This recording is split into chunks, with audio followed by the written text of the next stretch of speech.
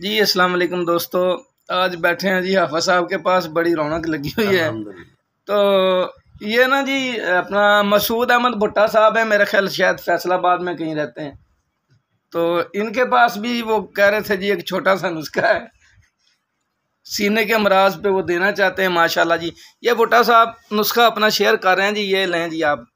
जी भुट्टा साहब। बिस्मिल्लाहिर्रहमानिर्रहीम। तमाम दोस्तों को मसूद अहमद भुट्टा की तरफ से अस्सलाम वालेकुम। दोस्तों, नुस्खा है जोहर निशादर 50 ग्राम और सहागा सफ़ेद बरियाँ 100 ग्राम, काकड़ा सिंगी 50 ग्राम, शक्कर तेगाल 50 ग्राम, गुल बनक्शा 50 ग्राम, गुल गौज़बान 50 ग्राम और गुद्दा तुम्मा 50 ग्राम।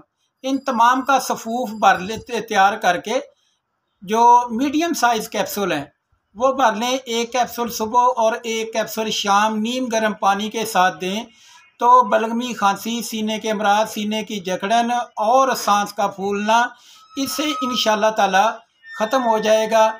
दुआओं में याद रखिएगा। मसूद अहमद भुट्टा। जी दोस्तों, आपने देखा जी भुट्टा साहब ने नुस्खा दे दिया है। तो वो कह रहे थे जी एक छोटा सा नुस्खा मेरे सीने में है। तो सीने के अमराज पे सीने के राज बयान किए जा रहे हैं।